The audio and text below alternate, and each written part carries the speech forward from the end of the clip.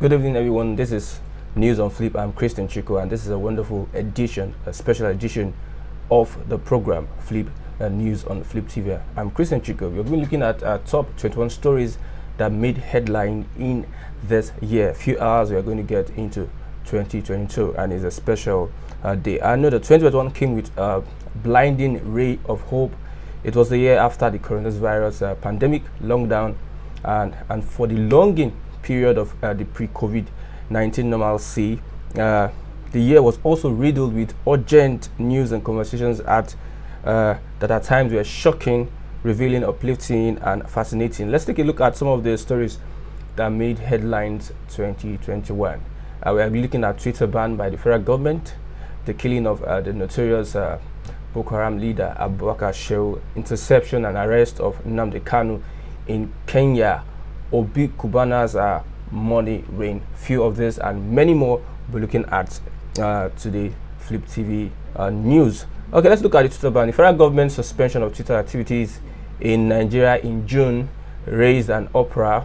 Attacks following the deletion of the president's tweet that condemned attacks on police station, prisons, and offices of the Independent National Electoral Commission (INEC) in the southeast, with a warning to perpetrators of such violence that many deemed improper and insensitive. The Minister of Information and Culture, Lai Mohammed, according to a statement by Special Assistant on Media, Segun Adeyemi, announced that the government is suspending the activities of the microblogging site indefinitely. Ironically, Nigerians got to know about the ban of Twitter.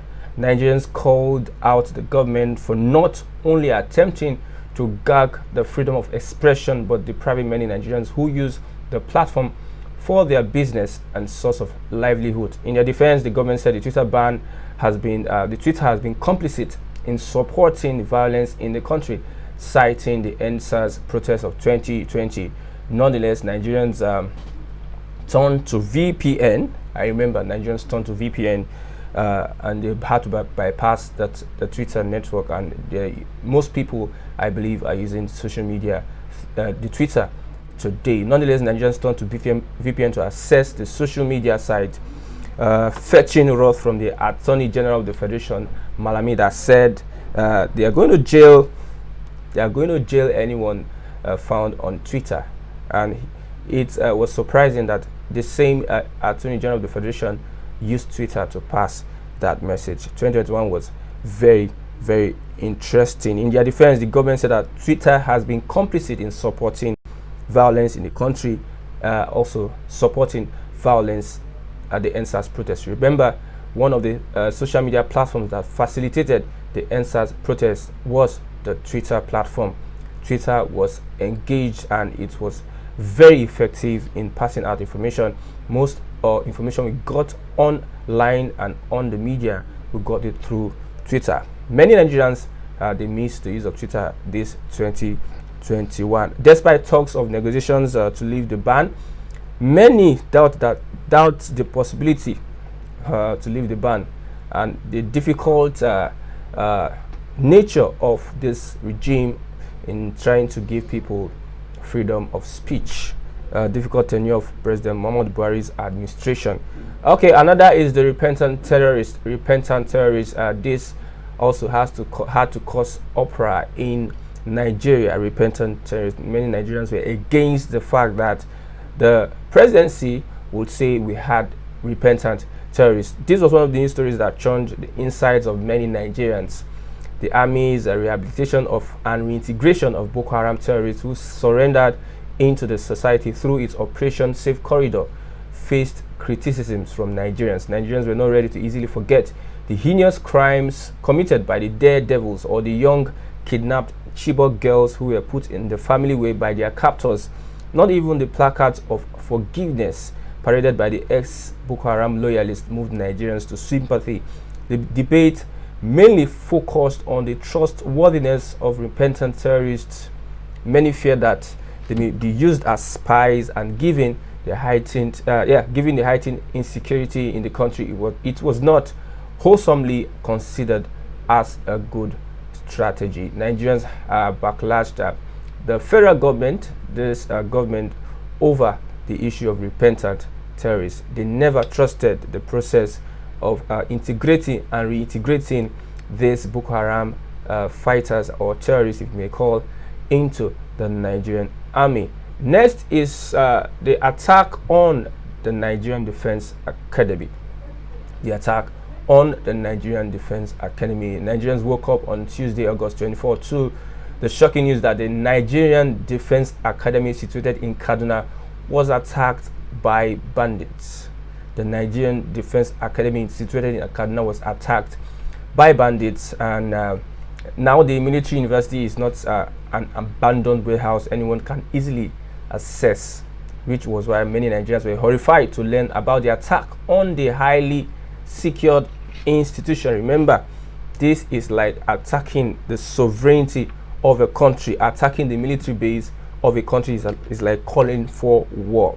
Bandits attack the Nigerian Defense Academy, and this brought shock to many concerned Nigerians and even those officials in power.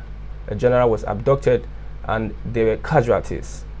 Till now, we have not gotten the investigation into that report has not been concluded.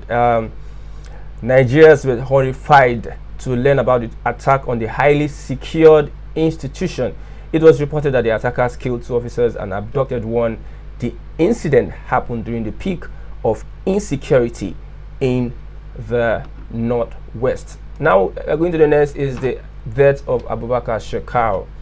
The death of Abubakar Shekau. Boko Haram, over the years, if not almost 10 years, have been terrorizing the nation Nigeria, and its leader Shekau has really fomented trouble in the north, the killing of many, the bombing of many, and also kidnapping with destruction of lives and properties.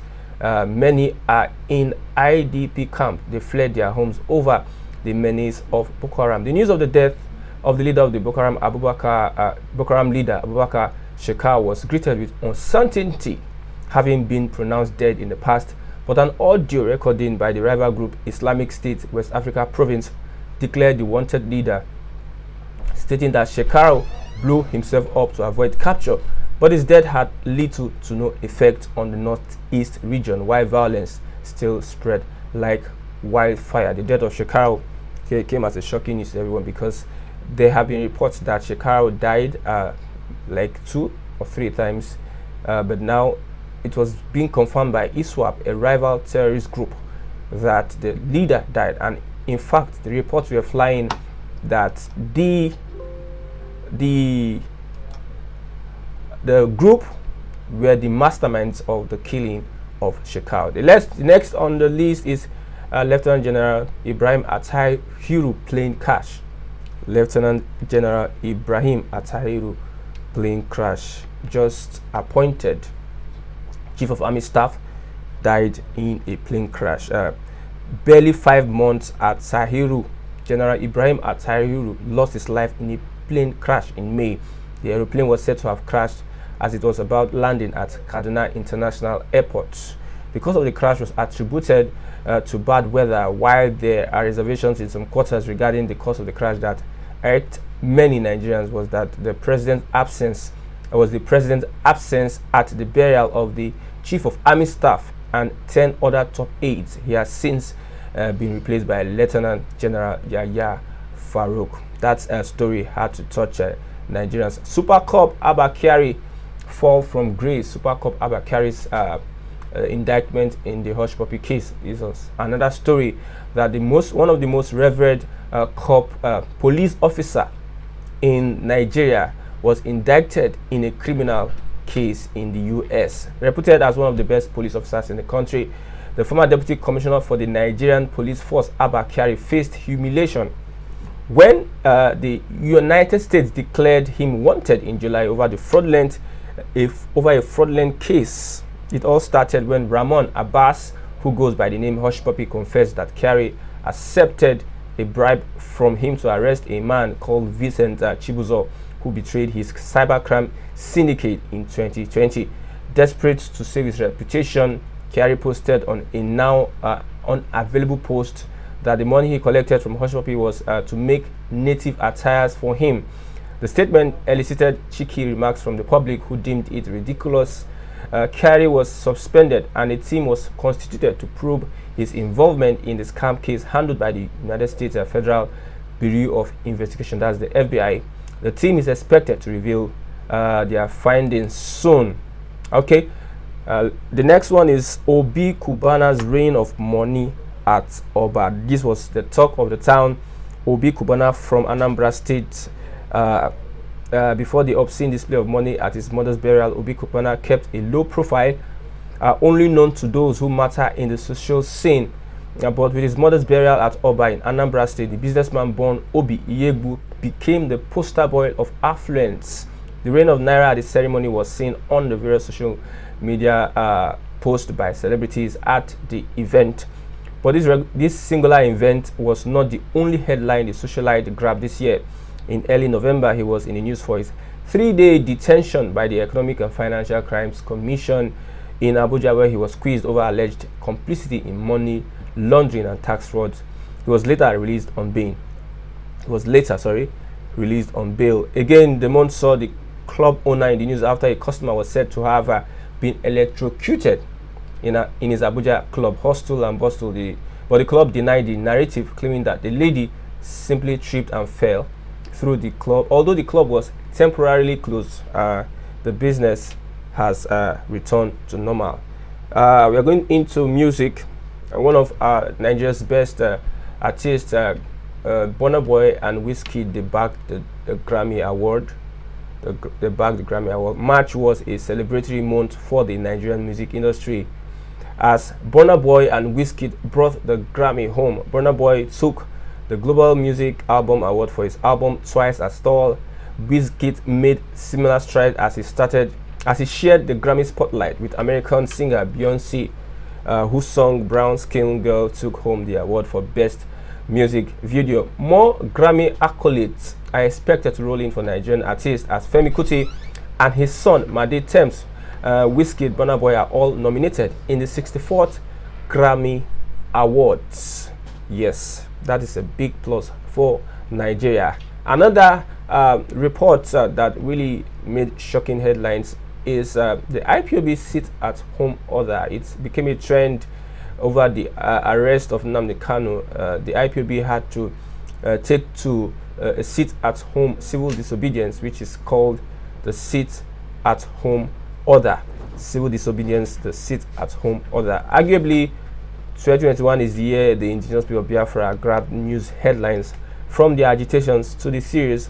Its violence attributed to them in the southeast region. Following the capture of their leader Nnamdi Kanu, the separatist group gave a sit-at-home order in the region, which inadvertently led to violence and hunger. Their influence in some of the eastern states somehow made them demigods to be feared and respected more than the #1 citizens of affected states. While many considered their agitations valid, they are, however, pillared for their approach. I remember that was when they had exams in Nigeria. I believe that was why NECO exams. Some students in the southeast had to stay back and not write the exams because of the sit-at-home order. The next we have is the Ngozi Okonjo-Iweala WTO, World Trade Organization appointment. This was another big plus to Nigeria. Ngozi Okonjo-Iweala was the Minister of Finance in Jonathan's regime. She was appointed the first African woman to be heading the World Trade Organization. The former Minister of Finance, Ngozi Okonjo-Iweala, flew the Nigerian flag very high when she was appointed the Director General of the World Trade Organization. She assumed the role as the first woman and first black and first African, to lead the organization on March 1st. This was a very good story for Nigeria. Shows that Nigeria has potentials and technocrats that can run any economy. Another is Buhari's visit to Imo. He is not known for visiting the southeast, but this one he visited Imo State at the time when there was crisis in the state.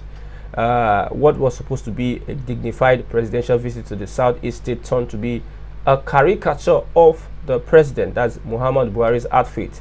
Nigerians on social media poked fun at the trouser of the president, which appeared undersized for his tall frame.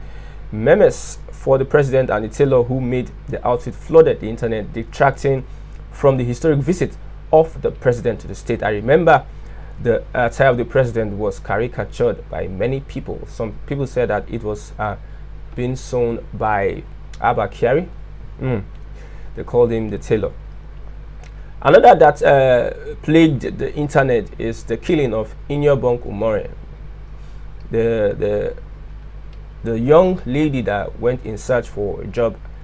On the way, she met her death. The killing of Inyobong Umore. Nigerians were riled up by the news of the rape and killing of Inyobong Umore, a philosophy graduate of the University of Uyo who left her home for a job interview in the outskirts of Uyo. Initially declared missing, Umore was found raped and killed by a 20-year-old young man, Uduak Akpan. The serial rapist was said to have buried her in a shallow grave in her father's house. In his father's house. Over 2,000 women, including the Akwa Ibom State Commissioner for Women Affairs and Social Development, Ini Adiakpan, and other women in the state executive cabinet protested her death and demanded justice against Akpan, whose case has been adjourned. Controversy. Another story is the controversy over the Lekki NSAS massacre. Controversy over the Lekki, the white paper that was revealed by the panel caused controversy on the internet as to whether that paper spoke the truth or was speaking the minds of naysayers. Lai Mohammed came out and gave information that report should be discarded. Any closure expected from the Lagos State NSAS Judiciary Panel on the fated shooting at the Lekki toll gate met a brick wall when the state government issued a white paper that rebutted the claims of a massacre. Not a few Nigerians eager to uncover the real happenings. They were disappointed at the government's claim of no massacre, such that Governor Babajide Sanwo-Olu's plea to have a peace walk with university students and celebrities were declined by many. That also made the headlines. We have the change of service chiefs. The president, Muhammad Buhari, is not known for changing his cabinet members, but this came as a surprise to many. After many years of pressure from the Nigerian public and CSOs, the Buhari administration finally appointed new service chiefs. General Leo Irabo became Chief of Defense Staff, while the late Lieutenant General Ibrahim Atahiru became the Chief of Army Staff, and Vice Admiral Awal Gambo became the Chief of Naval Staff, and Air Marshal Amao became the Chief of Air Staff. Buhari made the appointment on January 26th following the chain of violence and kidnappings that kick-started 2020, that's last year. Another that shocked Nigerians is the death of Prophet Temitope Joshua. It came as many people were shocked by that story. The sudden death of the leader of Synagogue Church of All Nations, Prophet Temitope Balogun Joshua, popularly known as TB Joshua, on June 5th, sent ripples of shock across Christendom. Famed for his miracles that brought worshippers from different parts of the world to the Kotun area of Lagos State, the prophet, who was 57 at the time of his death, was mourned by many. However, what many didn't anticipate was the leadership tussle that ensued between his widow and some disciples of the church, accused of misappropriating funds. However, the church resumed service this month. December, the church resumed services. The gates were opened after reconciliation by the widow of TB Joshua and the disciples. Another story that also made the internet shaking was the collapse of 21-story building in Ikoyi that saw the death of Femi Oshibona. The collapse of 21-story building in Ikoyi. The tragedy struck in the Highbrow area of Ikoyi on November 1 when a 21 high-rise building collapsed, claiming lives, including that of the owner of and CEO of Fourscore Homes, Femi Oshibona. About 46 fatalities were recorded while 15 people escaped death. Its controversies, however, trade the number of floors Oshibona received approval for. It was initially reported that Oshibona got approval for a 15-story building but exceeded his limit and used inferior materials. The deceased was said to have tried to prevent officials of Lagos State Building Control Agency from sealing off the building.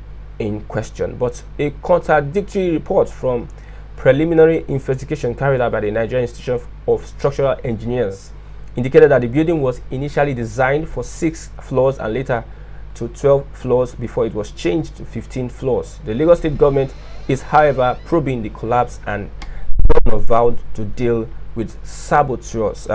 Another story very much anticipated by the Southeast is the election of Prof. Chukwuma Soludo as governor-elect of Anambra State.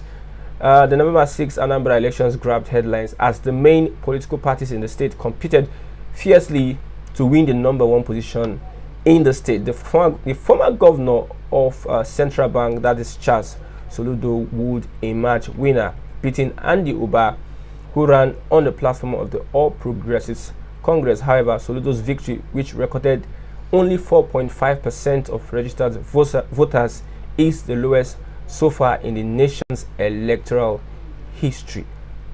Congratulations to Governor, I will call him Governor Charles Soludo. Another is the raid on Justice Mary Odili's home. The raid on Justice Mary Odili's home. The attempted raid on Justice Mary Odili's home on October 29th was seen as a disrespect to the judicial system. Odili, who is also the wife of the former governor of Rivers State, Peter Odili, and the second most senior justice of the Supreme Court, had her home invaded by security operatives who claimed they received a tip that criminal activities were going on in the house. However, they were stopped by vigilant security officials who smelled the fish in the search warrant given by a magistrate, allegedly given by a magistrate court in Abuja. Many theories since have emerged on the mastermind of the raid, with some pointing fingers at possible intimidation of the justices. Yes, many fingers pointed at AGM, Attorney General of the Federation, Malami, over the raid of Justice Odili's residence. We have Chidinma Ojukwu and the Usifo Atsaga, the CEO of Super TV, the saga, the mother of the CEO of Super TV, boss Usifo Atsaga by Chidinma Ojukwu, was one of the news that led conversations of 2021. Chidinma, a 21-year-old student of mass communication at the University of Lagos, was arrested by the police on June 23 for killing Usifo at a short-let apartment in Lekki. She was arraigned by alongside Quadri Adedapo before Justice Yetunde Adesoye of the State High Court, sitting in Safala Balewa Square on Lagos Island over the murder. Her sister Egbuchu Chioma is also fingered in the crime after the late Ataga's iPhone 7 was found in her possession. I say our trial is still ongoing. The court had a session like 3 times, more than 3 times over her trial. And we are moving towards Evangelist Naomi's alleged divorce to the Oni of Ife. It came as a shock to many over her statement on social media on Thursday, December 23rd. Evangelists Shile Kulona Naomi delivered a bombshell to Nigerians with the announcement of her separation from the Oni of Ife, Adeye Ogunwusi. Writing on her Instagram, the prophetess denounced her queen title and clarified that she was not leaving the 3-year marriage because of the Oni marrying another queen. But shortly after the report went viral, it was reported that the palace is looking at a possible hacking of the queen's account. The Oba is yet to make any statement regarding the separation. Their union produced a son, Tade Nikawu, and there are reports currently that the Oni of Ife's wife that left is back to the palace. Evangelist Ile Kunola Naomi is back to the palace. There are reports flying that she is back to the palace. And let's move to the next. We have Oromoni's bullying and death. Oromoni's bullying and death. This news came and it pained the heart of Nigerians, seeing that 12-year-old Sylvester Oromoni at the hands of bullies The Dowen College sparked a discourse on bullies in school. The school earlier denied that the victim was bullied by a cult group. Concerned parents aired their opinions on how schools should handle bullies while recounting harrowing experiences of their wards. The school was eventually shut down by the Lagos State government, but the granting of bail to suspects before the investigation is completed is sparking reactions from Nigerians. What is that story that caught your attention 2021? What is that story that really shocked you 2021? Me personally, one of the stories, top 3 stories for me that shocked me 2021 was the arrest, capture of Nnamdi Kanu, and also ban on Twitter, and also the attack on Sunday Igboho's home and him escaping to Benin, where he was intercepted also by the Benin forces, and they are in jail. Those stories for me were some of the top stories that I was really set aback by in 2021. We expect that 2022 is going to be a great year for everyone, especially Fliptv subscribers. We believe that God is going to help us into this year, expecting better from our leaders and also from the led, that is Nigerians. We've come to the end of top stories, 21 stories that shook the internet 2021. A few hours we are going to be celebrating the new year, and I will say from Fliptv and also from me, Happy New Year in advance. I'm Christian Chiku. Bye for now.